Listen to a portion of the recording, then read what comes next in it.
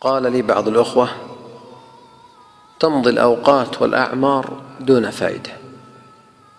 فقلت له: والله لقد صدقت،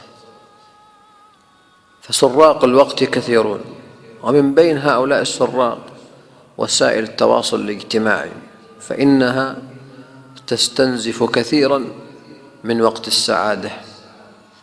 أيها الأحبة، التقنية بين الفائدة وضياع الأوقات هي في الحقيقة سلاح ذو حدين.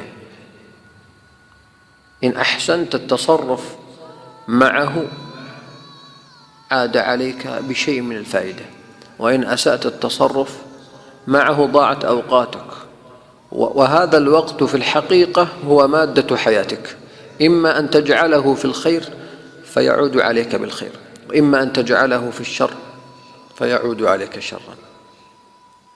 يقول الله جل وعلا: فأما من طغى وآثر الحياة الدنيا فإن الجحيم هي المأوى.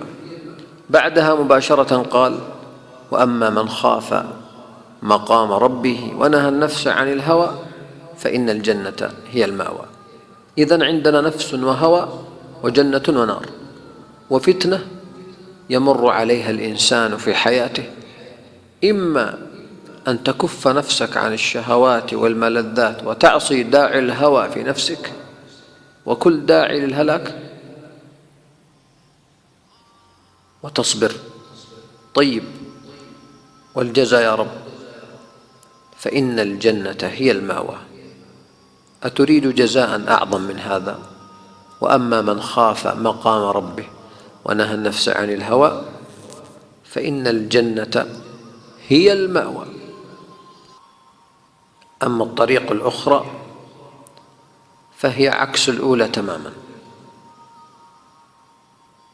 الطريق الأخرى عكس الأولى تماما، إقبال على الشهوات والملذات والطغيان، إيثار للحياة الدنيا عن الآخرة. طيب، وش اللي صار؟ انتهى الأمر؟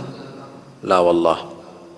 فأما من طغى وآثر الحياة الدنيا فإن الجحيم هي المأوى.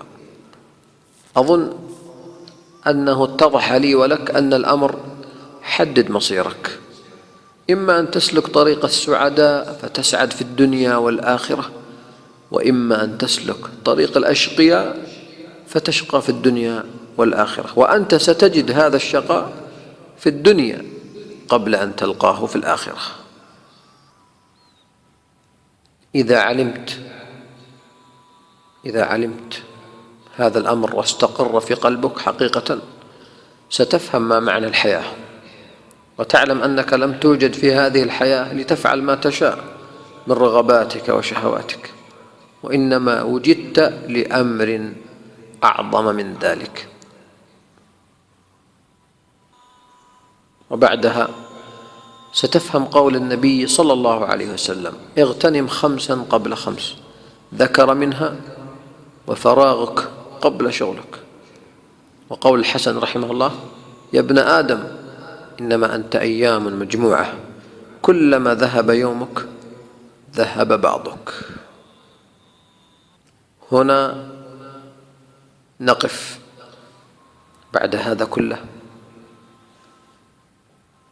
علمنا قيمة الوقت، لذلك قال بعضهم: وقد صدق والله، والوقت أنفس ما عنيت بحفظه وأراه أكثر ما عليك يضيع. نحن ننتبه لأموالنا ودراهمنا أكثر من أوقاتنا، وهي والله أوقاتنا أغلى من دراهمنا بكثير. فأقول: إدارتك لوقتك إما ستكون سبب لسعادتك أو سبب لشقائك، والخيار بيديك. الخيار بيديك.